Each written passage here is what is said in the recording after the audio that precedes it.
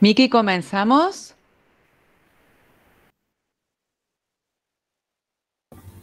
Sí, yo diría que arranquemos. Genial.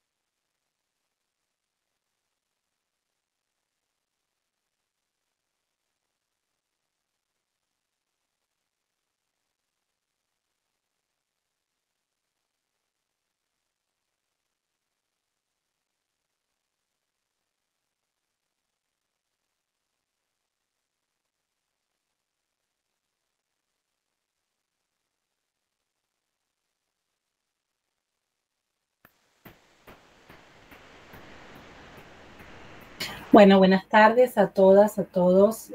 Mientras voy compartiendo el PowerPoint, los voy saludando. Es un placer estar con ustedes hoy aquí. Me parecieron muy interesantes las preguntas que formularon para todo el ciclo en términos de paradigmas, en términos de compromisos, en términos de nuestra relación entre ciencia y política. Y bueno, como ya se dijo en la presentación, yo trabajo desde hace muchos años en el campo de las ciencias sociales, en temas de ecología, política, conflictos ambientales y también el tema del agua, sobre todo porque muchos años seguí, todavía sigo el conflicto del riachuelo y bueno, y en este momento dirijo un proyecto sobre cuencas en Argentina. Pero de lo que les quiero hablar hoy es más bien de una reflexión más general, dado que me pareció muy interesante que ustedes quisieran introducir un bloque sobre ecología política. Entonces voy a trabajar más desde esa perspectiva y voy a trabajar más desde un enfoque, si ustedes quieren, teórico-metodológico, como para reflexionar problemas. Y la secuencia, entonces, va a ser contarles un poquito de qué tratan nuestras investigaciones, cómo entra la ecología política en nuestras investigaciones, sobre todo en el tema de estudiar conflictos ambientales y la relación con el extractivismo y la ecología política del agua. En segundo lugar, quiero hablarles de los efectos de los conflictos ambientales. Es una categoría bien también sociológica, el estudiar los conflictos en términos de los actores que participan, los problemas que se plantean y los efectos que eso tiene sobre espacios de deliberación más amplios. Eso es lo que llamamos la productividad de los conflictos y ya les voy adelantando una idea clave que para nosotros, para nuestros trabajos, en el marco de nuestras investigaciones, la productividad de los conflictos es precisamente que abren un debate sobre la justicia ambiental. Y bueno, y recién en la tercera parte voy a entrar más en el tema del agua con temas de ecología política y justicia hídrica. Entonces vamos con lo primero. Nuestras investigaciones: ecología política, conflictos ambientales, estudios regionales, extractivismo, ecología política del agua. La ecología política no es una disciplina en particular. Es un paraguas conceptual, como dice Héctor Alimonda, uno de los grandes fundadores, uno de los grandes refundadores de ese debate entre el siglo XX y el XXI, ¿no? Él tiene varias compilaciones que están de acceso libre en la biblioteca virtual de Claxo, que arrancan más o menos en el año 2003. Y el punto de la ecología política, sobre todo en América Latina, es que es la conjunción en torno a un debate muy frontal sobre los procesos de apropiación de los recursos o de la naturaleza, los significados que eso tiene y cómo eso está atravesado por relaciones de poder. Pero en particular, en el caso de América Latina y a partir de autores como el propio Alimonda, Maristela Svampa, Arturo Escobar, Germán Palacio, Astrid Ulloa, y la lista podría continuar, hay como un intento por también poner en discusión la persistente colonialidad de la naturaleza latinoamericana, de qué manera poblaciones, especies, naturalezas, culturas, siempre ha estado subordinadas a las lógicas de acumulación del capital a escala global. Y por esa razón también, y acá viene algo que puede ser interesante para cuando ustedes retomen esta discusión sobre paradigmas, enfoques, compromisos, hablamos mucho de la ecología política desde los territorios. Por eso el concepto de territorio, lo habrán visto cuando estuvieron los geógrafos o las geógrafas, no se vincula directamente a un espacio, sino a las relaciones sociales en torno a un espacio dado, cómo se inscriben, cómo se disputan, cómo se dan las luchas por la tierra. Entonces, cuando hablamos de ecología política, hacemos referencia a aspectos disputados en torno a alimentos, tierra, agua, etcétera, semillas, biodiversidad, cuencas, etcétera, en los que se ponen en juego debates muy profundos sobre modos de vida. No son solo discusiones técnicas o tecnológicas o de partes por millón, son discusiones que siempre enlazan de forma muy profunda humano y no humano.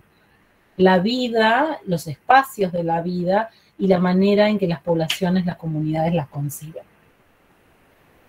Cada vez que hay un conflicto ambiental, y en un ratito vamos a ver una definición y vamos a ver algunos ejemplos de Argentina, lo que sucede es que ciertos actores, ciertas comunidades, ciertos grupos se plantan y dicen no queremos cierta actividad o ponen en discusión una implantación que podría generar riesgo o señalan que el daño ya ha sido producido a la salud y al ambiente, y en esa discusión justamente se discuta la apropiación de los comunes. ¿Qué son los comunes?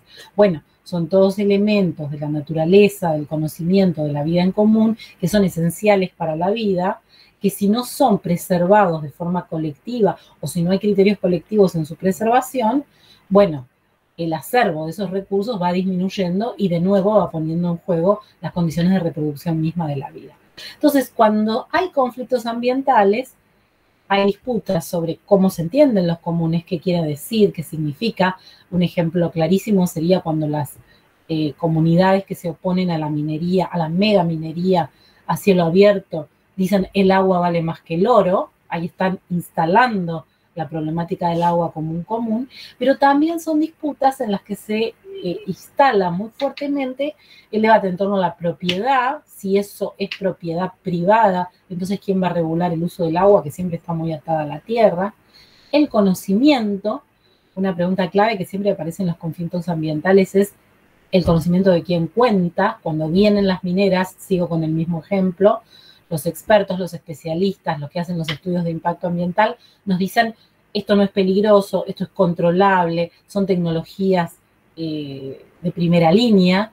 Sin embargo, las comunidades dicen no estamos seguros de lo que nos dicen, no tenemos clara las consecuencias de mediano y largo plazo de estos emprendimientos, no confiamos en esas fuentes de conocimiento, por eso hay disputas por conocimiento, y por supuesto por identidades, porque muchas veces son mujeres y se habla de ecofeminismos, muchas veces son comunidades indígenas y se hablan derechos territoriales indígenas, muchas veces hay conflictos entre las regiones, las provincias y el Estado central. Entonces, cuando decimos identidades, es también como los grupos que reclaman se autodefinen a sí mismos en esas disputas. Y cuando decimos que los conflictos ambientales tienen productividad, estamos hablando de efectos, de cómo luego que un conflicto se instala en un territorio, hay peticiones, hay demandas, hay denuncias, hay publicaciones en los diarios, hay manifestaciones, hay cortes de ruta. Todo eso genera una discusión que, dependiendo del tipo de conflicto y de cómo se den los acontecimientos, tiene impacto en la discusión de lo local, pero a veces puede alcanzar otras escalas. Hace muchos años yo trabajé, mucho tiempo, seguí el conflicto por las plantas de celulosa en el río Uruguay, ¿no? El conflicto por el cual una pequeña comunidad en Gualeguaychú se opusieron a la instalación de 2 plantas de celulosa del otro lado del río, en la República Oriental del Uruguay, y eso generó un conflicto diplomático y fue escalando. Bueno, precisamente ese para mí fue un punto muy importante de análisis, de estudio, el tema de la discusión, los efectos de ese conflicto en diferentes escalas, porque no fue un conflicto solo de lo local, se volvió un conflicto transnacional y luego global. Entonces, muchas veces cuando uno sigue esas experiencias, cuando me presentaron recién, mencionaron esta serie que hemos publicado a partir de tesis doctorales que ya han sido finalizadas, pero que son parte de nuestro equipo de investigación. En esos trabajos de campo, en esas publicaciones, en esos estudios, lo que uno primero encuentra es que existen múltiples ambientalismos y que los ambientalismos en América Latina tienen esta connotación vinculada a los comunes. Esta es una foto de la manifestación de 2019 en Mendoza, ¿no? El mendozazo, cuando el gobernador asumió y pensó que porque tenía un porcentaje alto de votos podía dar marcha atrás con la ley 7722 que prohíbe el uso de sustancias tóxicas en minería en Mendoza, y la población, las asambleas por el agua, las movilizaciones vinculadas a aspectos culturales como la vendimia, la cultura del agua que hay en Mendoza, todo eso dio lugar a una pueblada, ¿no? Que fue en diciembre de 2019, donde toda la provincia se movilizó, terminaron en la Plaza Central, fue una manifestación donde hubo 500.000 personas y el gobernador tuvo que dar marcha atrás. Esa foto es una foto de esos días donde hay una joven que dice, no somos ambientalistas, somos el pueblo. Esa es una discusión central en América Latina. Muchas veces se asocia el ambientalismo con las ONGs, con el ambientalismo de grandes organizaciones, que precisamente es lo que dio origen a toda la cuestión ambiental como asunto global en los años 60 y 70. Justo el año pasado se cumplieron los 50 años del Día de la Tierra, que fue una manifestación muy grande que hubo en 1970 en los Estados Unidos. Muchas veces se asocia a eso, como con grandes movimientos globales, el pacifismo, el feminismo transnacional, pero no, en América Latina hay movimientos muy asentados en el territorio que tienen sus propias definiciones sobre lo que protegen, que muchas veces son desautorizados con este mote, son ambientalistas, no entienden, no comprenden, pero en realidad para mí ese cartel marca una discusión que tiene que ver con los puntos anteriores, con propiedad y con identidad y con territorio. No somos ambientalistas, somos el pueblo, quiere decir, somos las asambleas por el agua pura y estamos disputando algo que en el marco de nuestra propia cultura, de nuestras propias creencias, de nuestras propias prácticas, tiene muchísimo significado y es el agua. El agua no se negocia. Entonces, cuando hablamos de ecología política y lo queremos aplicar como enfoque polisémico en el estudio de los conflictos ambientales, justamente estamos asumiendo esta idea polisémica. El binomio ecología política lo que plantea es que en toda ecología, cuando hay conflictos, deja de ser un asunto solo de los especialistas, deja de ser un asunto vinculado a los recursos, a los servicios ambientales o a los ecosistemas per se, para ser un asunto muy disputado que también es una construcción social. Cuando yo trabajaba, por ejemplo, en torno al conflicto por la recomposición ambiental del riachuelo, que empecé a trabajar en el año 2001, 2002, 2003, a mí me llamaba mucho la atención, trabajando en los asentamientos informales del lado de Lanús, Lomas de Zamora, Villa Jordín, la villa más antigua, donde había una disputa muy grande por el agua. Sin embargo, no había ninguna discusión sobre la contaminación, sobre el impacto de esas aguas negras del riachuelo cuando hay inundaciones, o el problema de no tener saneamiento cloacal, que tiene impactos muy serios sobre la salud. Sin embargo, a partir de ese caso que fue tan ventilado en la justicia, ¿no?, la denuncia de los vecinos de Inflamable, en la que reclamaron al gobierno nacional, al gobierno de la provincia de Buenos Aires y al gobierno de la ciudad autónoma de Buenos Aires, por daño ambiental colectivo, y dijeron, no, este problema de salud que nosotros tenemos, porque los que demandaron tenían contaminación con plomo, ¿no?, porque hay plomo, sobre todo en el suelo, por el polo petroquímico que está en la desembocadura.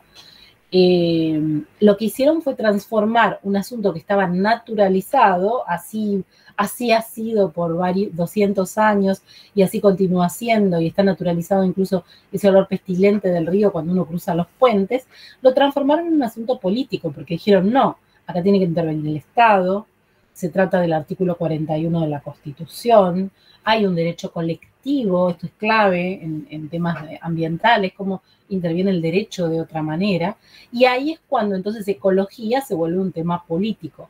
Al dar primacía a las fuentes de poder político en el estudio, tenemos que hacer entrar a la economía, la sociedad, las clases y las formas de organización social, porque no todos acceden de la misma manera a los recursos naturales, ¿sí? Entonces, la definición más consensuada de qué es la ecología política es que es un campo de discusión inter y transdisciplinario, porque por supuesto cada vez más hay biólogos, geólogos, ingenieros, etcétera, haciendo ecología política, que reflexiona y discute las relaciones de poder en torno a la naturaleza en términos de su fabricación social, apropiación y control de ella por partes de ella o por distintos actores sociales. Claro, por ahí para un biólogo, para un geólogo o una bióloga o una geóloga puede sonar raro esto de la fabricación social, pero cuando alguien disputa que un glaciar es mucho más que el espacio comprendido del glacial y que hay que proteger el ambiente periglacial, por dar un ejemplo, o cuando se dice que los humedales son redes de vida y se transforman en asuntos políticos muy disputados, bueno, hay una fabricación social de eso. ¿Qué quiere decir fabricación social? Quiere decir que eso gana significado, que ese significado es compartido, que ese significado se traduce en conflictos, en reclamos, y que eso tiene además consecuencias políticas, ¿no? Entonces, la ecología política latinoamericana en particular, con esas autores que mencioné antes, trae una discusión muy frontal en torno a esto del poder, pero también qué significan estas disputas de poder en una región del mundo que ha estado sometida en los últimos 500 años, y no estamos exagerando, a operaciones globales de extracción de enormes volúmenes de recursos naturales que son exportados casi sin ser transformados y que implican una permanente destrucción de bienes comunes para las sociedades latinoamericanas, algo que también hoy en día se nombra con el mote de deuda ecológica. La deuda ecológica no es plata, no es dinero. Deuda ecológica es todos esos recursos que hemos perdido en el marco de esos intercambios desiguales. Bueno, acá alguna de las tapas, el Política de Derechos y Justicia Ambiental, que es sobre el riachuelo, cartografías, hay 3 tomos. En el caso de cartografía se pueden descargar también de forma gratuita, libre, de la plataforma de Claxo. Este es el libro que salió este año, que se llama Toda ecología es política. Es como una vuelta más de tuerca respecto de lo que les estaba diciendo antes, y también trae experiencias de América Latina, de conflictos ambientales, para mostrar cómo esta productividad genera debates sobre la justicia ambiental. Entonces, pensar desde la ecología política es prestar atención al modo en que la expansión de fronteras extractivas genera nuevos conflictos ambientales, y acá aparece esta palabra, esta conceptualización que está muy presente en los trabajos de la ecología política, el extractivismo, los regímenes extractivistas.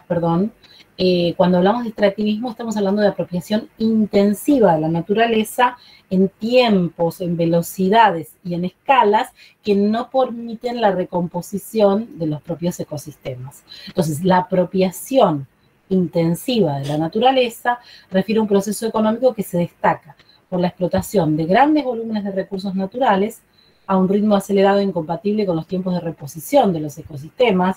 Pensemos lo que está pasando con el río Paraná y esta bajante extraordinaria que no se compara con ningún registro histórico. Se tiene un registro que son los últimos 130 años y nunca había habido una bajante que superara los 700, más de los 700 días. Las bajantes anteriores habían sido de 150 a 250 días. O sea que esos cambios en la literatura de sistemas se le llama tipping points, ¿no? Puntos de no retorno, momentos clave, tienen que ver con esa apropiación intensiva de los recursos, y su expansión extraordinaria en América Latina implica grandes flujos de valor de cambio condensados en rentas diferenciales a escala mundial que reportan ganancias siderales al capital concentrado. Esta es una discusión que no encarna solo la ecología o la naturaleza. Esta es una discusión que tiene que ver con la desigual distribución de la riqueza a escala global.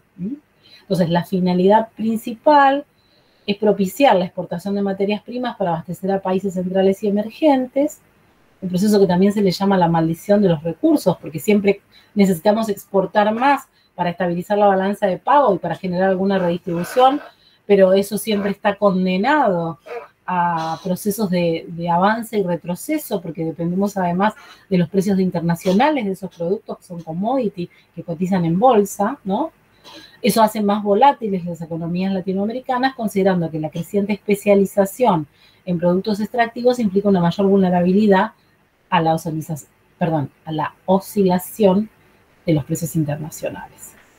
Y eso es lo que genera conflictos. No es que los conflictos son ocurrencias de poblaciones, de grupos que están desinformados, que tienen sesgos antitecnológicos, que están manipulados por vaya a saber quién. En realidad, yo que he leído literatura sobre conflictos ambientales en todo el mundo, les puedo asegurar que eso pasa aquí, pasa en África, pasa en países europeos, pasa en Estados Unidos. En Estados Unidos, por ejemplo, hay una lucha frontal contra el fracking. En Francia hay grandes conflictos por el agua vinculado a la energía nuclear.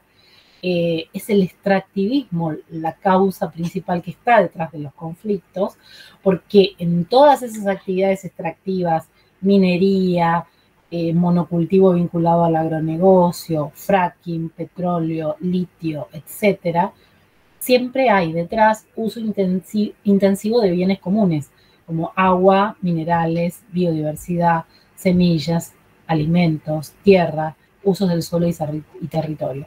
Entonces, eso que implica rentas extraordinarias para grandes corporaciones, siempre genera una disputa local por la apropiación, porque si no pagan por el agua y si cada vez usan más agua, es menos agua para la ganadería, menos agua para los cultivos locales, menos agua como recurso a preservar en un futuro, ¿no? Y el extractivismo también es un fenómeno de carácter político que genera graves problemas para la democracia, porque en territorios extractivos muchas veces se crean legislaciones nuevas. Recordemos, por ejemplo, cómo se expandió la minería en Argentina. Fue por un cambio muy grande de los códigos mineros, el pase del dominio originario de los recursos a las provincias, grandes exenciones impositivas. Y eso también, en algunos casos, se cercenan derechos laborales o se bajan pisos de protección ambiental, lo que era una regla en un territorio no lo es en otra. Y cuando estas estrategias políticas son más agresivas, el ejemplo es Chile, el ejemplo es Ecuador, el ejemplo son muchos lugares del Amazonas en Brasil, el ejemplo es algunos lugares en La Rioja, Catamarca o San Juan, se producen verdaderas zonas de sacrificio, es decir, territorios en los que a la población se le dice, bueno, la minería o el petróleo o las termoeléctricas, por ejemplo en Chile, en la zona de Puchucamí, Quintero, porque es eso o nada, porque son territorios desérticos, porque son territorios que no tienen proyectos comunes, cuestiones que no son ciertas. En Chubut en este momento hay una disputa frontal por la minería, justamente por las clases dirigentes dicen eso, y la población, sin embargo, tiene otros proyectos alternativos, ¿no? A veces eso lleva a graves violaciones de derechos humanos. América Latina tiene siempre en los informes que se hacen anualmente la tasa más alta de defensoras, sobre todo son mujeres ambientales asesinadas, porque claro, los conflictos a veces son tan fuertes que hay procesos de silenciamiento mediante muchísima violencia política y violencia contra las mujeres. Cuando decimos entonces la productividad de los conflictos ambientales, estamos hablando también de las consecuencias de mediano plazo, que pueden ser territoriales, cuando a partir de los conflictos se abre una discusión sobre los regímenes de organización del territorio. Un ejemplo, todo el conflicto del Riachuelo terminó dando lugar a la creación de la autoridad de la cuenca Matanza-Riachuelo, que por primera vez es un organismo de cuencas a escala metropolitana, no había existido antes. Tiene problemas, hay grandes dificultades todavía con las políticas de recomposición ambiental, además porque tiene una complejidad enorme considerando la cantidad de población y la escala. Pero si no hubiera existido esa judicialización, si no hubiera existido ese conflicto, no se habría dado ese cambio de régimen territorial que ahora hay entonces un organismo de cuenca. También la productividad puede ser jurídica, cuando legislación que antes no tenía aplicación o que no se había reglamentado, se vuelve un elemento clave gravitante en la regulación del territorio. Algo de eso pasó, por ejemplo, con la ley de bosques, que cuando se reglamentó, bueno, en Córdoba han tenido disputas muy frontales, ¿no?, para la reglamentación de la ley de bosques. Eso trae se reaviva una discusión sobre los territorios que hay que proteger. La productividad puede ser social cuando hay aprendizajes, construcciones de conocimientos nuevos. Nosotros seguimos mucho las experiencias de los conflictos en términos de los saberes locales que se producen a partir de un conflicto. Y una productividad muy importante tiene que ver con los debates sobre la justicia ambiental, que es una cualidad, un debate sobre los principios organizadores de la distribución, no solo de la renta en una sociedad, sino también de las ventajas y de los peligros ambientales, que es el gran saldo del siglo XXI. En Argentina, la mayor visibilidad de los conflictos ambientales es del año 2003 en adelante, con el conflicto de Esquel, ¿no?, cuando la población se opuso a una mina de oro, la Meridian Gold, dio lugar a un plebiscito, logró parar la instalación de la minera. Eso dio lugar a una legislación que prohíbe el uso de sustancias en minería en la provincia, y eso es lo que se quiere bajar ahora. Pero de 2003 a esta parte ha habido todo un ciclo de conflictividad ambiental en la Argentina, y es ese ciclo de conflictividad ambiental el que ha dado lugar a una discusión muy profunda sobre la justicia ambiental. Acá están algunos ejemplos, ¿no? El movimiento de no a la mina en Esquel, 2003, 2004, 2005, el conflicto por las plantas de celulosa en el río Uruguay, que fue muy importante porque tuvo una visibilidad mediática extraordinaria. Recordarán, ¿no?, el corte del puente que une Gualeguaychú con Fraiventos y luego de los otros puentes internacionales, que significó un parate del intercambio económico entre los países y que significó una demanda diplomática de la República Oriental del Uruguay, que fue muy ventilado en los medios, que después terminó en la Corte Internacional de Justicia, el Tribunal de La Haya, pero en el medio hubo un debate muy importante en Argentina sobre los ríos, sobre la protección de los ríos, sobre la existencia de un tratado, el Tratado del Río Uruguay, y eso dio lugar al tercer caso que tengo ahí, que es el conflicto por la recomposición ambiental del riachuelo, porque de no haber existido este caso previo, la celulosa, las papeleras, no se habrían generado las condiciones políticas para que esta demanda de los vecinos de Inflamable tuviera posibilidad de avanzar en la Corte Suprema de Justicia. Y claro, cuando la Corte Suprema de Justicia declaró competencia originaria, ese es el punto de inflexión en que empieza a haber una arena política en torno a la cuestión ambiental en Argentina. Porque la pregunta ahí es, bueno, ¿nos preocupan los ríos fronterizos? Y claro que nos preocupa la cuenca del Uruguay, es muy importante. Dicho sea de paso, en esa discusión quedó muy invisibilizado, como sigue invisibilizado ahora la discusión en el Paraná, el papel que juega Brasil. Pero la pregunta entonces fue, ¿nos preocupa eso y no nos preocupa uno de los 10 ríos más contaminados del mundo, donde viven varios millones de personas, donde hay casi 500.000 personas viviendo en asentamientos y barrios informales que no tienen acceso al agua potable y al saneamiento? Y esa es la gran pregunta por la justicia ambiental, ¿no? Los criterios de merecimiento, ¿por qué razón, como denuncian los movimientos en diferentes partes del mundo, todos los peligros ambientales van a traer siempre a los territorios donde vive la población de menor renta? Bueno, las disputas por la minería fueron escalando en toda la cordillera de los Andes y ahí tenemos la Unión de Asambleas de Ciudadanas. Después vino esta época que todavía continúa, que tiene que ver con la sanción de leyes de presupuestos mínimos. Presupuestos mínimos quiere decir pisos de protección ambiental. Tiene que ver con esa reforma de la Constitución, porque el artículo 41 dice derecho al ambiente sano como derecho colectivo, dominio originario de los recursos para las provincias, pero el Estado Nacional, el gobierno federal, tiene que garantizar pisos mínimos de protección en cada una de las áreas, ¿no? Que tienen que ver con el ambiente. Y ahí apareció, bueno, la Ley General del Ambiente, que es previa, porque es de 2002, pero sobre todo muy disputadas fueron la de glaciares y la de bosques nativos. Bueno, ni que hablar todas las campañas vinculadas a las fumigaciones, paren de fumigar, paren de fumigarnos, la experiencia del juicio en el barrio Ituzaingó Anexo, ¿no? Las madres del barrio Ituzaingó Anexo, las movilizaciones más potentes y localizadas en torno a la minería de cielo abierto, Pamatina, la oposición a la planta de Monsanto en Malvinas, Argentina. Fíjense cuántos casos que hay en Córdoba. En Córdoba hay un movimiento socioambiental muy potente. La discusión que se da en Córdoba es muy interesante, aunque a veces la balanza está muy, muy desigual, ¿no?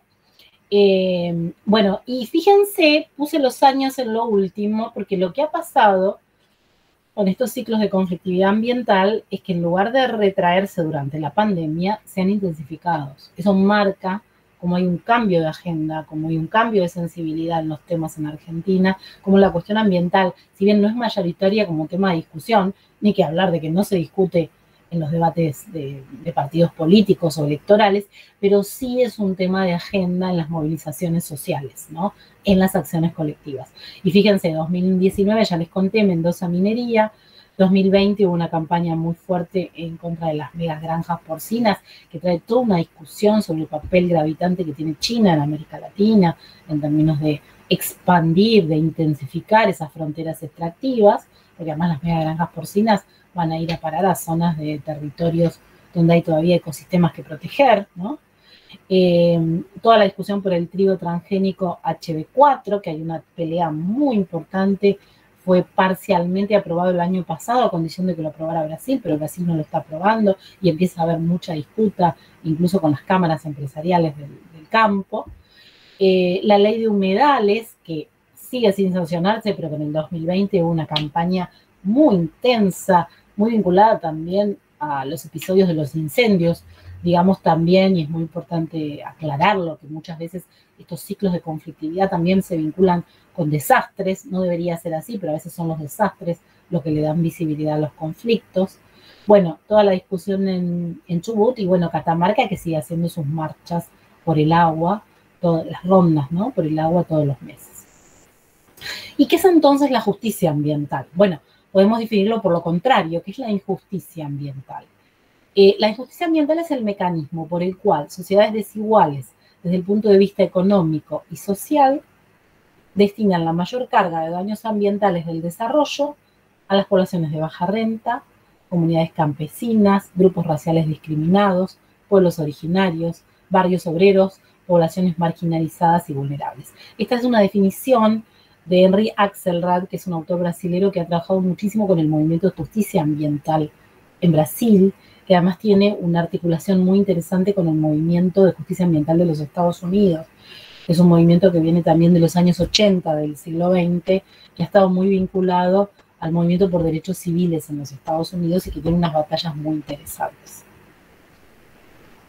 Y la característica que tienen los movimientos de justicia ambiental en América Latina, pero en otros lugares del sur global, es que tienen agendas propias, que conectan mucho demandas tangibles ancladas en modo de vida. Movimientos de justicia ambiental son los grupos del Riachuelo que reclaman por acceso al agua potable. Movimientos por justicia ambiental son las organizaciones de pueblos fumigadas que están pidiendo que cambie el modelo del agronegocio porque implica no solo destrucción de ecosistemas, no solo impacto en la fertilidad de la tierra, no solo desarticulación de economías locales, sino que tiene un impacto extraordinario sobre la salud y sobre el agua. Es un tema vinculado a la desigualdad, porque empieza a hablarse no solo de la desigualdad social, pobres, ricos, diferentes clases sociales, sino también el modo en que estar afectado desigualmente, afectada por problemas ambientales, te condiciona a futuro en tus posibilidades de reproducción social. Hay una disputa muy fuerte en lo que tiene que ver con el reconocimiento, no es solo la distribución, no alcanza con la reparación, no alcanza con la indemnización, es el reconocimiento a poder plantear el problema en los propios términos y a ser reconocido por el daño que ha sido causado. Hay un problema también discriminatorio, porque muchas veces son las mujeres y los grupos populares los más afectados, y hay una demanda frontal al Estado para que garantice el acceso equitativo a bienes ambientales y para que cese la discriminación en la protección ambiental. Eso también los vemos en las grandes ciudades, Buenos Aires, Córdoba, Mendoza. Hay una distribución muy desigual en el espacio de los peligros. Hay zonas gentrificadas, barrios cerrados, con buenas infraestructuras, con autopistas, con servicios completos de agua y de saneamiento, y en la otra punta, casi siempre en la zona sur, detrás de la vía, más allá del relleno sanitario, están los barrios populares, que además de estar más alejados del centro, tener problemas de hábitat y de trabajo, son los que más afectados están por los problemas ambientales y muchas veces reciben la mayor carga de pasivos, porque ahí van a parar los efluentes, porque ahí van a parar los residuos que ellos no generaron. Entonces la disputa por la justicia ambiental es una disputa muy, muy fuerte por la distribución de la renta, por la distribución de los peligros ambientales, pero también por reconocimiento.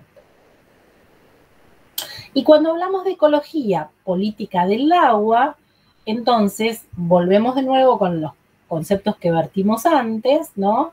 El acceso, la apropiación, la distribución, pero también una discusión muy fuerte sobre procesos decisionales. Muchas veces pensamos que la política del agua está en el municipio o está en la empresa que provee los servicios o está, en el mejor de los casos, si lo hay, en la autoridad de cuenca. Pero en general, eso lo aprendí mucho trabajando sobre el conflicto del Riachuelo, los que toman las decisiones gruesas sobre el acceso, la distribución, los que pueden desviar cauces, los que pueden construir represas, los que hacen diques de cola, son las grandes corporaciones, las grandes firmas, que en general, por el sistema legal que tiene nuestro país, casi no pagan por el uso del agua. Siempre recuerdo al presidente de la Shell, cuando tuvo que ir ante la Corte Suprema de Justicia a responderle a la Corte sobre los vuelcos de la Shell al Riachuelo, y él contestó de manera cínica diciendo, no, nosotros no volcamos nada, al contrario, nosotros tomamos el agua del Riachuelo, la usamos en nuestro proceso productivo y la volcamos limpia al Río de la Plata porque tenemos un conducto que va a parar al Río de la Plata. Suponiendo que eso fuera cierto, bueno, ¿quién le da permiso para usar el agua de esa manera? ¿Cómo se puede apropiar de un bien común una empresa multinacional sin pagar nada por ello y a expensas de una población que vive al lado, que no tiene agua potable y que el estar viviendo de agua de pozo en un territorio en el que hay contaminación con plomo en el suelo, bueno, directamente mina sus condiciones de existencia. Un niño, una niña con plomo en sangre tiene gravísimos problemas en términos de su crecimiento, en términos de cognitivos, en términos de su esperanza de vida, ¿no? Entonces, muchas veces cuando se habla del agua y de los temas de la política del agua, se habla de este enfoque de la gestión integrada de los recursos hídricos, que dice, bueno, pongamos a todas las partes que se sienten, el acuerdo público-privado, establezcamos reglas, que los usuarios se pongan de acuerdo, pero muchas veces eso queda restringido a un proceso decisional de expertos que se concibe como una cosa consensual entre esos mismos expertos, pero los actores desprovistos de poder, los que no tienen acceso a los recursos, no tienen participación. Entonces hay que pensar el agua no solo como un ciclo de H2O que se regula permanentemente por el ciclo del agua, sino introducir este otro concepto que es el ciclo hidrosocial, que básicamente, no voy a leer todo lo que dice acá, es la idea de que el flujo del agua, como dice Swingedow, un autor clásico de estos temas, está alterado por el poder, que el agua no corre en la dirección tradicional que debería correr por la pendiente o por cómo viene la cuenca, sino muchas veces sobredeterminada por la apropiación del agua que hacen ciertos grupos sociales. Y la falta de una política de agua, entendida como política de fondo, vinculada a lo de lo común, tiene que ver con que siempre se habla de la escasez, cosa que no es cierto en los territorios del Cono Sur, en Argentina, la zona del acuífero guaraní, la zona de las grandes cuencas. Nosotros tenemos abundancia de agua, lo que pasa es que está muy mal manejada, muy mal gestionada. Y esas recetas de la escasez, a menudo de corte neoliberal, se basan en 3 ingredientes básicos que son la descentralización de las decisiones, lo cual está muy bien, a priori no me opongo a ello, pero esta idea de los derechos de propiedad privada, el agua para los privados y el agua no como bien público, aunque por supuesto las empresas de agua lo consideren un servicio y no una mercancía, y los mercados. Y a pesar de las pruebas generalizadas de grandes problemas sociales que estas recetas generan, las políticas hegemónicas están impulsadas por fuerzas inerciales que en el mejor de los casos fortalecen este modelo en lugar de desafiarlo. Algunos ejemplos de conflictos por el agua, y no me quiero extender tanto para que podamos discutir. Bueno, de la recomposición ambiental de la cuenca Matanza-Riachuelo ya les hablé bastante, de la bajante histórica del río Paraná, que empieza a ser un elemento muy disputado en términos de el peso que tiene el cambio climático en esto y el peso que tiene el extractivismo. Como ya les dije, la variabilidad, hay un punto de inflexión y hay una variabilidad climática que indica un cambio, pero también hay un territorio en el que hay cero conciencia de gestión compartida del recurso. Piensen que son más de 7 provincias, Formosa, Chaco, Corrientes, Santa Fe, Entre Ríos, Misiones y Buenos Aires, y toda la preocupación hasta el año pasado, hasta que empezó el problema de la gran bajante, tenía que ver con la hidrovía, con el dragado, con esta idea de pensar los ríos como infraestructuras. Y los ríos no son rutas de barcos, los ríos son territorios hidrosociales, como vengo diciendo, pero además son espacios para el aprovisionamiento del agua, son los espacios donde vive la flora, la fauna, están directamente vinculados, en el caso de la desembocadura, con los humedales, el delta del río Paraná. Ya tiene un alto nivel de contaminación con glifosato, con atracina, cada vez hay más mediciones que implican que muestran que no solo hay agua en el río, perdón, no solo hay agrotóxicos en el río, sino también en el suelo y en la lluvia que cae con agrotóxicos. Tenemos un uso de agrotóxicos que no para, que ha venido aumentando a lo largo de los años. No hay ningún programa ni que hablar de todo el debate por las fumigaciones, por las zonas de protección, las zonas buffer en los pueblos, ¿no? Fumigados, pero tampoco hay ningún programa de reducción de volúmenes de esas cantidades ingentes de agroquímicos que se usan y además como aumentan los dosis y las concentraciones. El conflicto por la protección de los glaciares, que dio lugar a una ley pero que sin embargo después cuando esa ley se tuvo que aplicar a través de un inventario de glaciares, eso generó un retraso brutal en el proceso y generó un conflicto muy grande en San Juan, en Hachal, con los derrames, y es otra vez algo que está judicializado, y si quieren después podemos conversar bastante sobre este tema. Y bueno, las movilizaciones por la ley de humedales, que en este momento son el ejemplo más claro de la manera en que en los conflictos ambientales, en las acciones colectivas vinculadas a los conflictos ambientales, el debate por la justicia ambiental abarca territorios hidrosociales, es decir, territorios de vida. Esto me lo voy a saltear porque si no va a ser muy largo.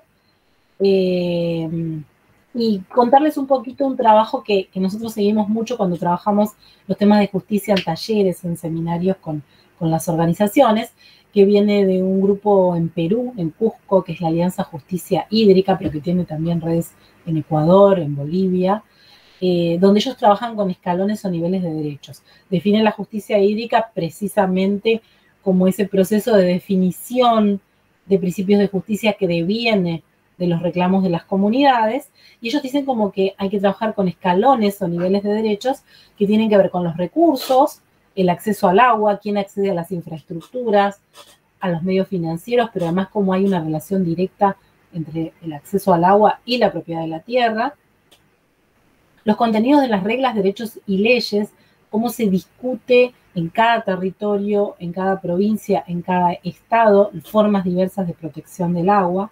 La autoridad, esto que les explicaba antes, como muchas veces la autoridad formal está en un lugar, pero los que deciden en otro, y cómo eso implica una imposición de autoridad que excluye en términos de género y en términos de étnicos, y los discursos sobre la justicia que tienen que ver con las soluciones. Muchas veces las soluciones son tecnocráticas.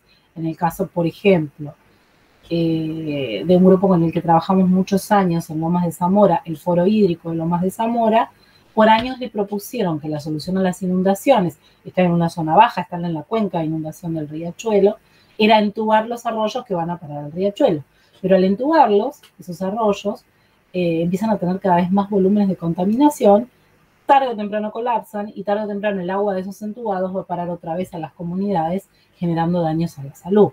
Entonces esa solución de justicia ambiental y la justicia hídrica, considerando que hay lealtades y valores conflictivos que se derivan de diferentes escalas, y cómo hacemos espacio al conocimiento producido por los otros a partir de las intensas luchas por el lugar que se libran en todos los conflictos en los que participamos.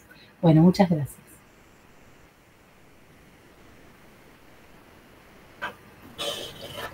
Muchas gracias, Gabriela. Bueno, abrimos el micrófono ya que no han escrito ninguna pregunta, ha estado muy interesante la charla. Así que abrimos el micrófono al que quiera participar. Bueno, una de las preguntas que me surgía a mí era básicamente la última que hiciste, este desafío de cómo hacer lugar al conocimiento generado en las luchas en territorio desde lugares más académicos, ¿no es cierto? ¿Cuál sería nuestra responsabilidad? Pero bueno, es una reflexión para todos. En si YouTube parece, dice... Sí. Sí. No. Nada, claro, esperemos otras preguntas más que vayan completando, así yo no doy la respuesta sola y podemos hacer un debate.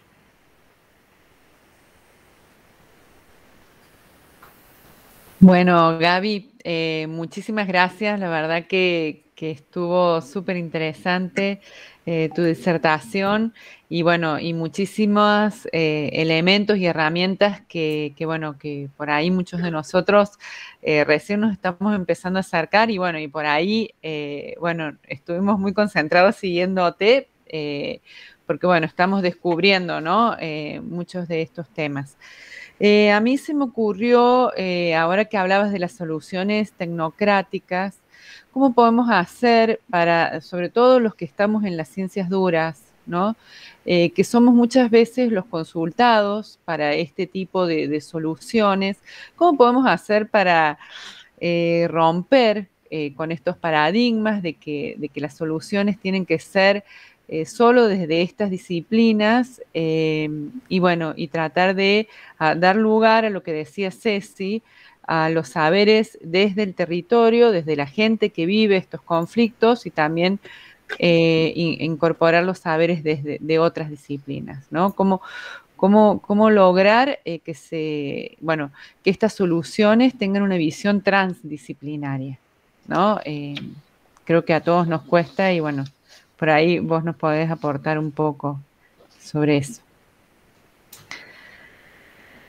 Sobre la misma, perdón, pero sobre la misma pregunta exactamente, creo que estamos todos con las mismas inquietudes. Hay un comentario de Hernán Uranini que dice, desde su perspectiva, ¿cómo se podría insertar investigadores vinculados con las ciencias naturales en estos estudios llevados adelante desde la perspectiva de la ecología política? Y que si está de acuerdo con la afirmación de que Argentina es un país exportador de agua, tanto, por ejemplo, en la exportación de los minerales, en la megaminería, o los commodities del agronegocio. ¿Qué piensa del hidrógeno verde? Uh-huh. Bueno, a ver, la pregunta por cómo hacer lugar a los colectivos, cómo hacer interdisciplina, cómo intentar otras formas, ¿no?, de comunicación, de incorporar este juego de escalas, de conflictos que yo estaba planteando. Bueno, yo no tengo una respuesta. El intento nuestro desde las ciencias sociales siempre ha sido esto de las cartografías de los conflictos.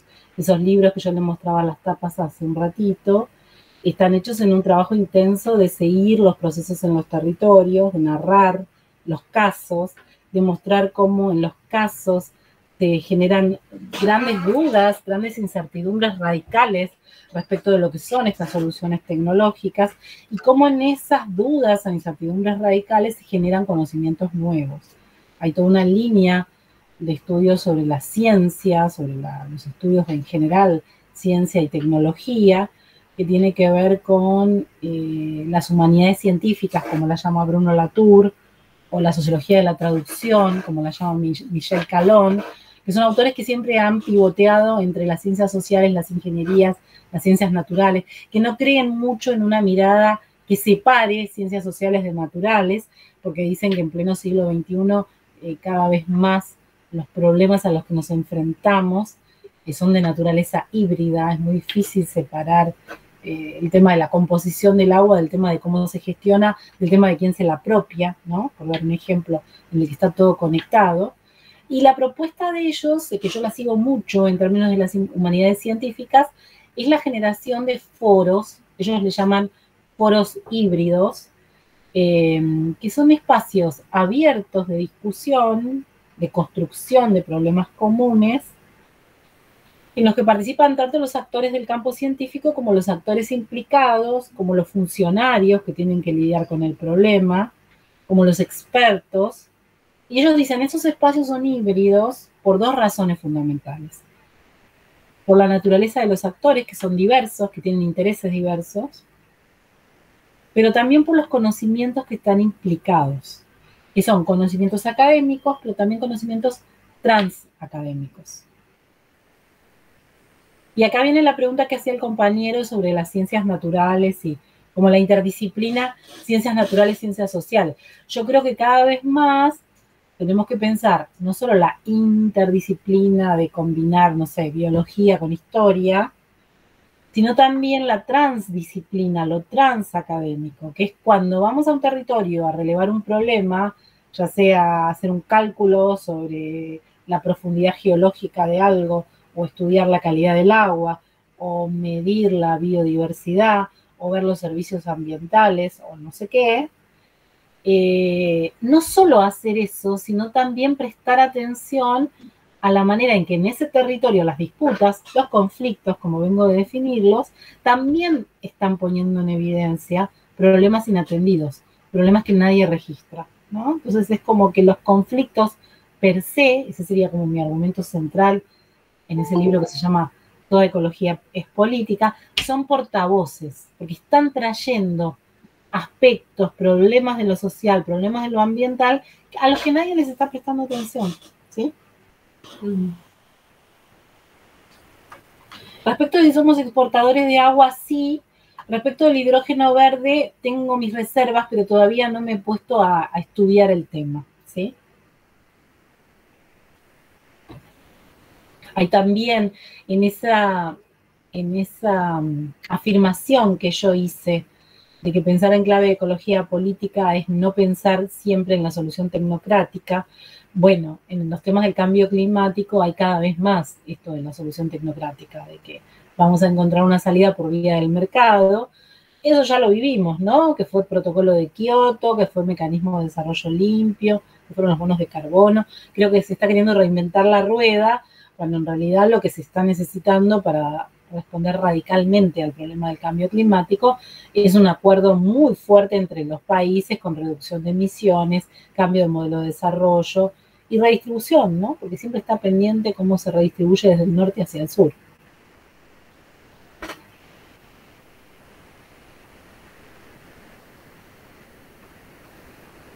Bueno, muchas gracias, Gaby, por tus comentarios y tus respuestas. La verdad que bueno, que son bastante reveladoras en relación a nuestras inquietudes.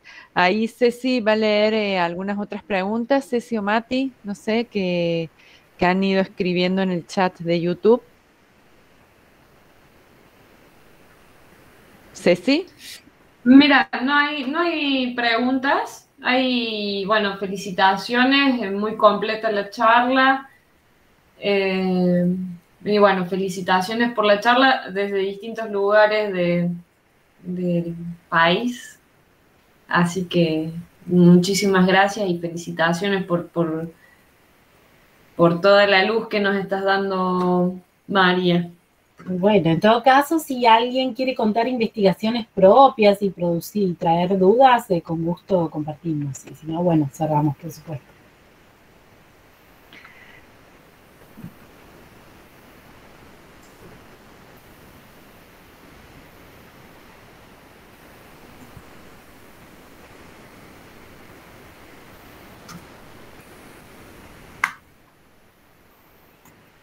Mm.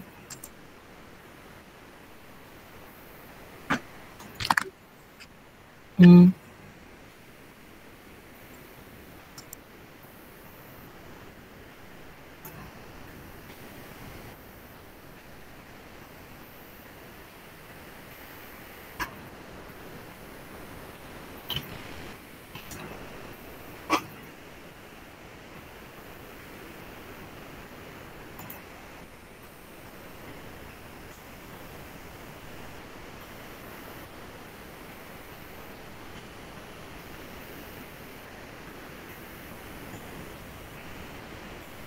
Sí, sí, sí.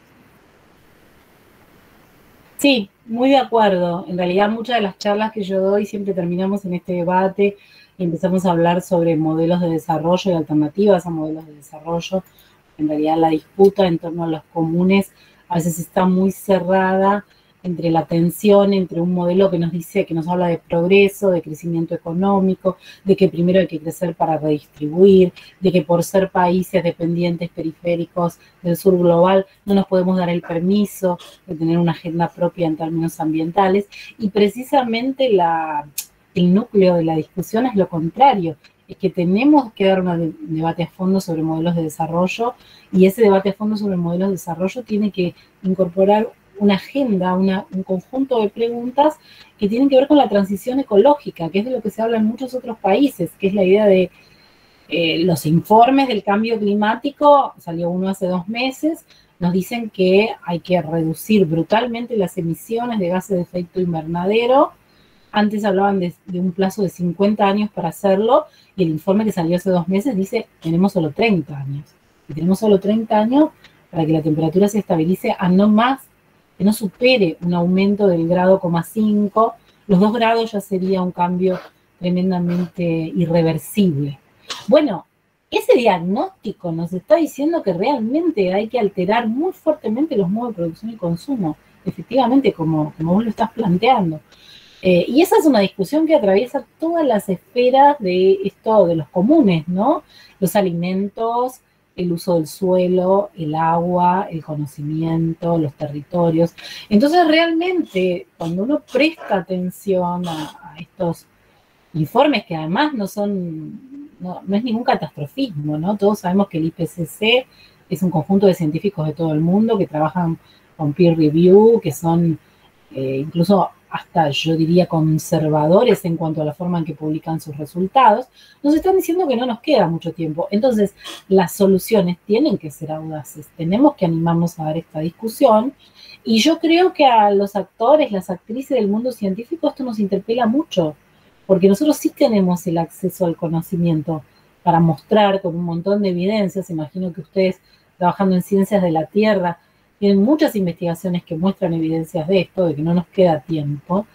Y si seguimos por la vía de la hiperespecialización, cada uno haciendo sus pequeñitos trabajos en los campos específicos, bueno, es muy poco lo que vamos a contribuir a ese cambio. Entonces, necesariamente, en nuestros debates, en nuestras discusiones, tenemos que hacer ese desplazamiento y tenemos que empezar a hablar, como bien vos lo decís, en los cambios de modelos de producción y consumo. No puede seguir habiendo consumo suntuario, tiene que haber decrecimiento, tenemos que replantear lo que es el consumo sustentable. Creo que hoy leía, porque leo todos los días noticias de gente del riñón de la industria de la tecnología, que dice que ya no se puede seguir más cambiando las computadoras como lo hacemos todos los años, que es una locura, que el costo que eso tiene en términos tecnológicos, de impacto ambiental, pero en todas las áreas de la economía, del consumo y la producción, hay cuestiones clave que discutir en términos de reducir los volúmenes, de hacer economías de cercanía, de reciclar, por supuesto, de pensar el uso del agua en los términos de la pregunta que se hizo recién. Si en esos volúmenes extraordinarios de exportación de commodities se va agua ahí adentro, como se le llama agua virtual, también estamos haciendo una hipoteca sobre los comunes para nuestras sociedades, para nuestros pueblos. Entonces sí, claro, esa es la discusión, esa es la gran discusión y bueno, no siempre estamos preparados para darla, pero que la que tenemos que dar, la tenemos que dar, por supuesto.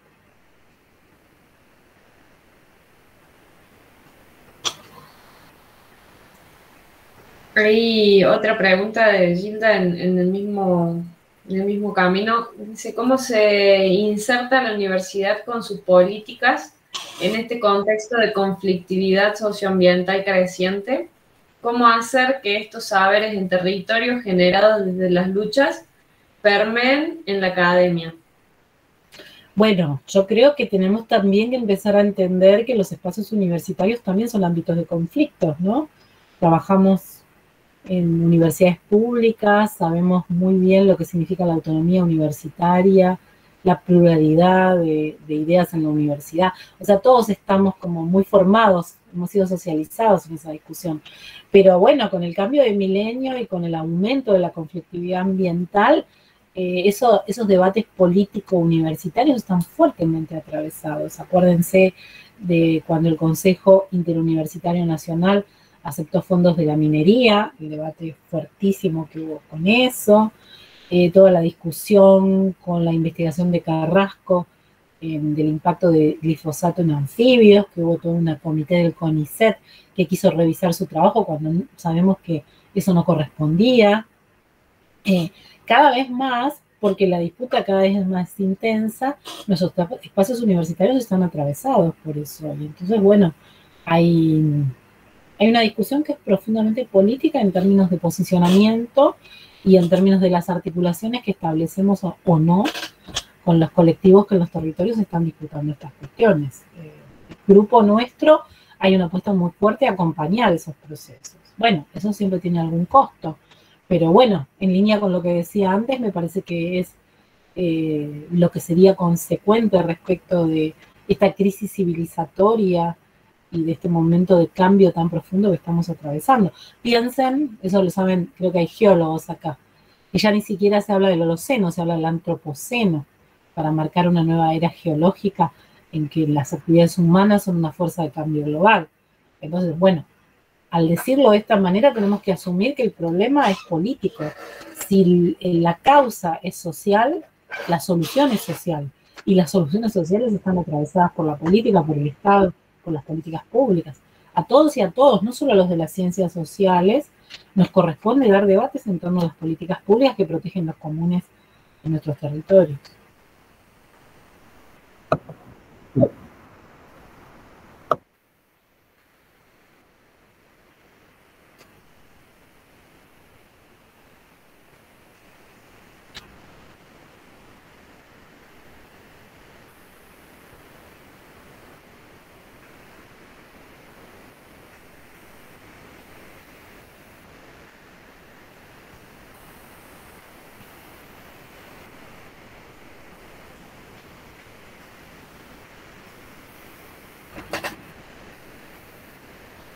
Mm.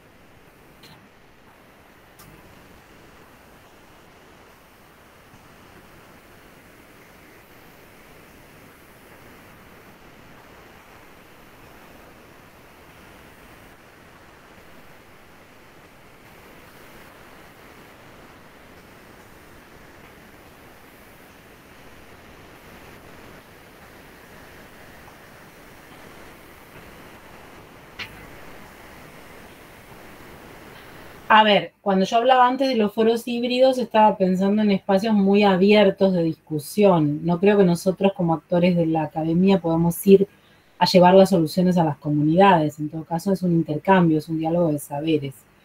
Pero sí muchas veces somos consultados para asesorar políticas públicas. Y ahí tenemos un rol muchas veces de privilegio, ¿no? Entonces, cuando yo digo, cuidado con las soluciones tecnocráticas, es no creer que entonces la ciencia habla y tiene la única respuesta a los problemas, porque esas respuestas están atravesadas por esas disputas, ¿no? Entonces mi respuesta sería, tenemos que abrir las puertas, tenemos que generar espacios de discusión, tenemos que fortalecer investigaciones colaborativas, tenemos que producir materiales que vayan en la línea no solo de los papers y de los imago y de las publicaciones con referato, que por supuesto hay que hacerlas, sino también de los libros y del acceso abierto y de las cartillas de divulgación. Me parece que hay muchas maneras de generar diálogos de conocimiento entre diferentes actores, sin que nosotros tengamos la palabra final y yo no creo necesariamente que haya que enrolarse en un partido político. En todo caso, esa es una decisión de cada una o de cada uno.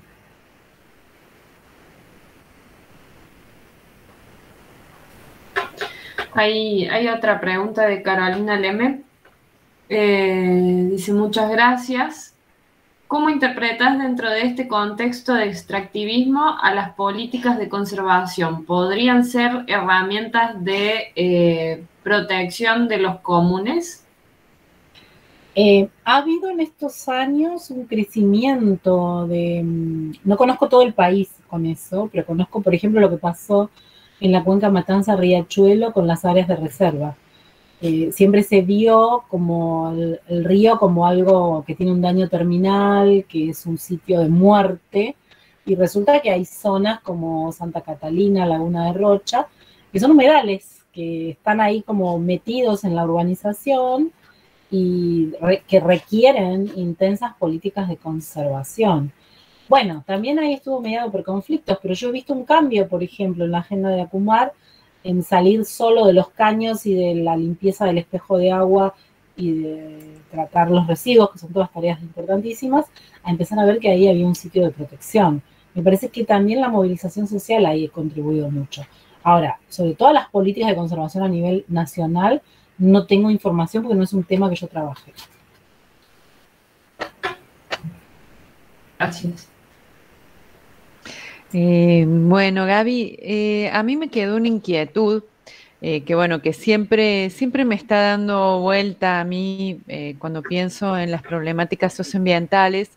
Cuando vos hablabas de esta afectación desigual de las problemáticas socioambientales, es claro que hay grupos que están en desigualdad de condiciones y que están sometidos a mayores riesgos ambientales. Generalmente las movilizaciones desde el territorio, bueno, los protagonistas son estos grupos. ¿Cómo hacer para involucrar al resto de la sociedad? Porque yo tengo la percepción de interactuar con muchos grupos que prácticamente no perciben muchas amenazas socioambientales, o sea, no hay una concientización en toda la sociedad, porque quizás no tienen una afectación directa de una amenaza puntual, ¿no? Todos estamos sometidos, por supuesto, todos, no solo los humanos, la naturaleza y todos sus seres vivos, pero en la sociedad humana es como que no todos estamos con la misma conciencia de esta crisis civilizatoria, ¿no? En tu experiencia, bueno, ¿cuáles serían las mejores estrategias para acercar esta conciencia de la crisis civilizatoria sin, bueno, no sé,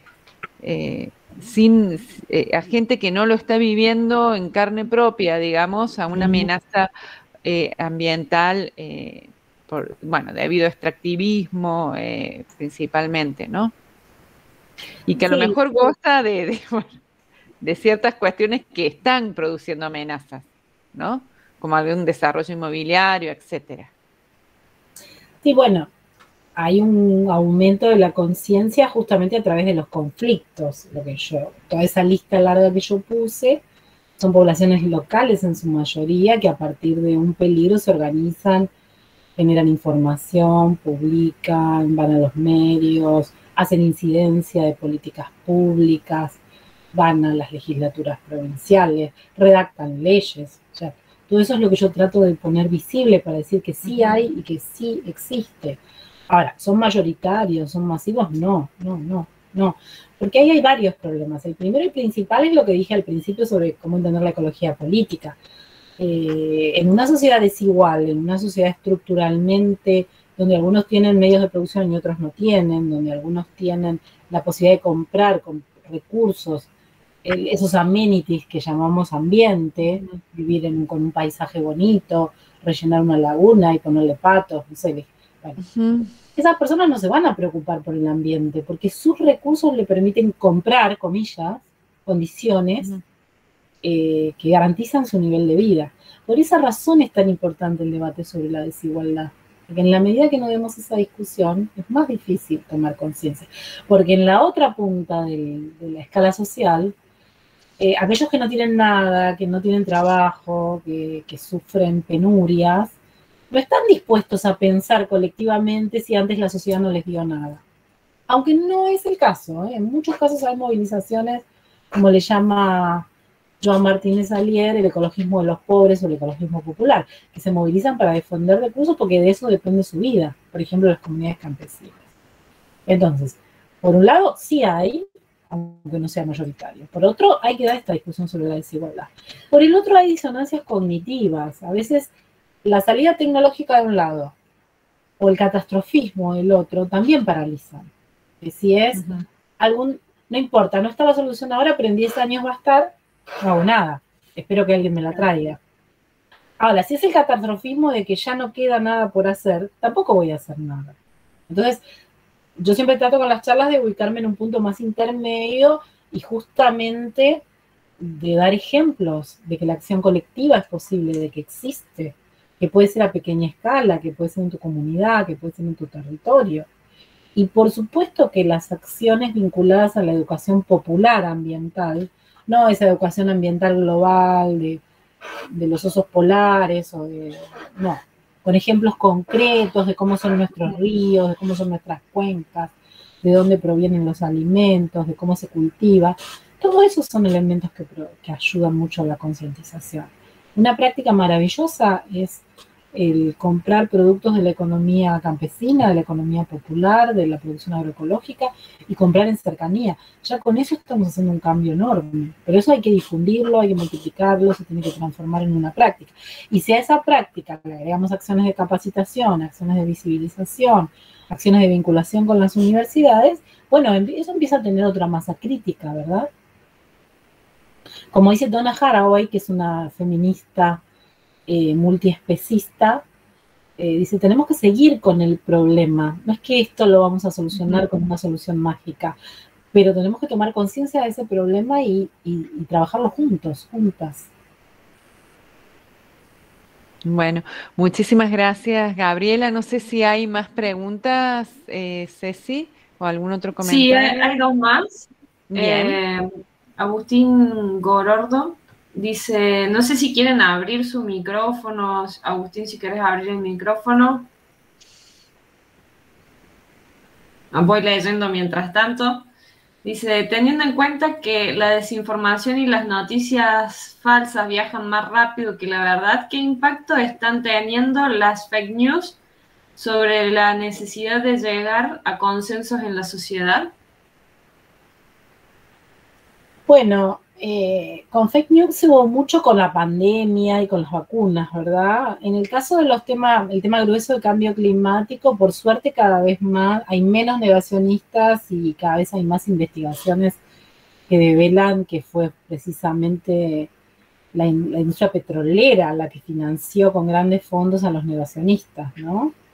Yo no lo veo tanto como un problema que atraviese los conflictos ambientales, como sí un problema más vinculado a procesos a veces como de derechización de las sociedades o de visiones anticientíficas, pero no es algo que a mí me preocupa en particular en estos debates.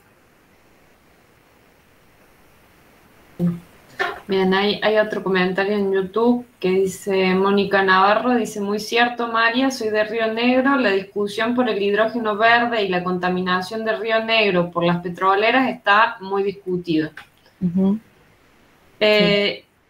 Y hay uno más que dice, hablando del consumo, residuos, reciclaje, etcétera, ¿qué opina de la implementación de la economía circular? ¿Los gobiernos deberían apoyar este tipo de economía? Me parece que es una iniciativa muy interesante porque en general del lado de los economistas nunca viene mucha crítica al sistema capitalista y por lo menos esto permite que cada empresa se haga responsable de los residuos que genera y además se introduce el debate energético, ¿no?, en la discusión. Pero de nuevo, si no conectamos la economía circular con las economías populares, puede ser modernización ecológica, soluciones tecnológicas adaptadas a ciertos sectores, pero que no sirven para el resto.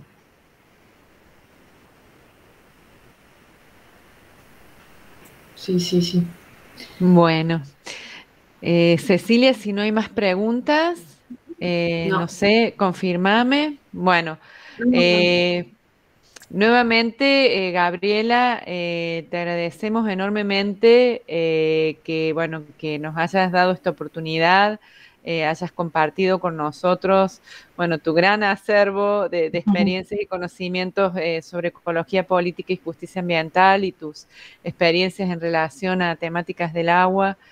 Y bueno, la verdad que bueno, ha sido súper enriquecedor para nosotros. Como te decimos, estamos incursionando en estas temáticas más sociales. Así que bueno, esperamos que podamos empezar a abrir más el juego, ¿no? Hacia el territorio y hacia otras disciplinas a partir de nuestros estudios desde las ciencias naturales. Bueno, y agradecemos a todo el público que ha estado hoy con nosotros y los invitamos al próximo encuentro, que vamos a seguir con el cuarto bloque de ecología política, agua y ecología política. Es el tercer bloque. Ah, perdón, el tercer bloque. Sí, bien. De agua y ecología política y justicia ambiental. El próximo encuentro es el 11 de noviembre con Aimé Martínez Vega. que ella nos va a estar compartiendo acerca de justicia ambiental también. Bueno, les agradezco muchísimo la invitación, fue un placer conversar con ustedes y bueno, quedamos para futuros intercambios. Bueno, quedamos en Muchísimas contacto, gracias. Gabriela. Muchísimas Buenas tardes. gracias, un Que estén muy gusto. bien, un gusto, un placer. Bueno, saludos Bueno. a todos. Un abrazo enorme a todos. Bueno, muchas gracias a todos por participar. Podemos leer, Ceci, para, bueno, no sé, los que hayan quedado, un poco la invitación de la próxima disertante de Aimé Vega. Era la idea, ¿no? Que Gilda no pudo estar, pero ella quería leer. Yo les puedo leer para los que estén la propuesta de la próxima disertante, María Aimé Vega, sobre ecología política. Ella nos dice que, bueno, el conocimiento es uno de los bienes comunes y de las riquezas planetarias de las que hacemos parte. Este espacio posibilitado, refiriéndose a este ciclo, retomar esta idea y volver a cuestionar, volver a pasar por el corazón y la razón, la necesidad de producir conocimientos para la vida, así como el cómo, para quiénes y con quiénes. Mi exposición intentará compartir parte de este tejido de conocimientos generados a raíz de la escucha atenta, de resonar y espejarme en las intervenciones que me antecedieron, pero también de agregar algunas de las puntadas, elaboradas colectivamente en el seno del equipo de Ecología Política del Sur, ubicado en Catamarca, Argentina. Sentipensares generados en colaboración con 2 hidrocomunidades del Abya Yala. La idea es pensar en cómo continuar los procesos de descolonización que nos debemos para con las aguas y los vínculos con ellas. La necesidad de abrirnos a diálogos multiespecie, multiespacios y multisaberes. No es suficiente saber que estamos caminando obstinadamente hacia el colapso. Creo que es momento de sentar posiciones y acompañar refugios de vida y crear los propios, alrededor y con las aguas. En este sentido, conversaré en torno a 3 ideas. Somos parte de la ruptura metabólica y de la crisis hidrosocial que atravesamos en la era del capitaloceno. 2, existen las hidrocomunidades de las cuales podemos seguir aprendiendo. Y 3, la defensa y cuidado de las aguas nos hacen repensar la justicia comunitaria y los trabajos en colaboración. Así que los invito para que nos juntemos el próximo jueves y me acompañen a realizar otra lazada e intentemos hacer una puntada más en este tejido. Aimé Martínez Vega, la próxima disertante. Así que, bueno, los invitamos a los pocos que han quedado, pero bueno, también pasen la voz bueno, nosotros también les haremos llegar por otros medios de difusión esta propuesta de Aimé Martínez Vega. Bueno. Ahora sí, cerramos este encuentro y nos vemos el próximo jueves. Bueno, saludos a todos, Miki. Cortamos el YouTube.